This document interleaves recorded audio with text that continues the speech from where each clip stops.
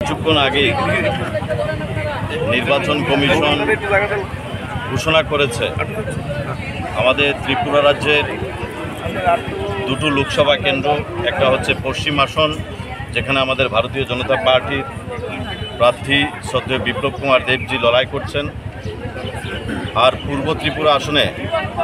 ভারতীয় জনতা পার্টির মনোনীত প্রার্থী কৃতি সিং দেববর্মা মহোদয়া লড়াই করছেন। কিছুক্ষণ আগে ঘোষণা হয়েছে যে পশ্চিম ত্রিপুরা লোকসভা কেন্দ্রে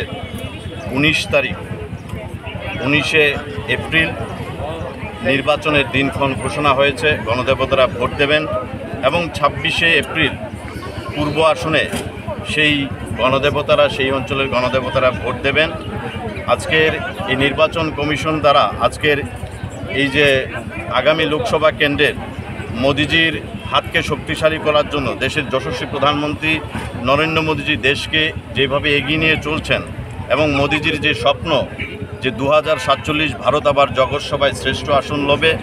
আজকে সেই উপলক্ষে আমরা ভারতীয় জনতা পার্টির সদর শহর জেলার পক্ষ থেকে আজকে আমরা একটা মিছিল সংগঠিত করছি দুই প্রার্থীর সমর্থনে। আমরা রাজ্যের গণদেবতাদের কাছে বিনম্রভাবে অনুরোধ করব যে আমাদের 2018 থেকে আজকে 2024 সাল এই 6 বছরের সময়কালে ত্রিপুরা রাজ্যের আমূল যে পরিবর্তন এসছে মোদিজির সহযোগিতায়, আমাদের দেশের যশস্বী প্রধানমন্ত্রী নরেন্দ্র মোদিজির সদর্থক ভূমিকায়, আমাদের রাজ্যের প্রিয় মুখ্যমন্ত্রী প্রফেসর ডক্টর মানিক শাহ মহোদয়ের সদর্থক ভূমিকায় এবং আমাদের রাজ্যের প্রাক্তন মুখ্যমন্ত্রী শ্রদ্ধেয় বিপ্লব কুমার দেবজির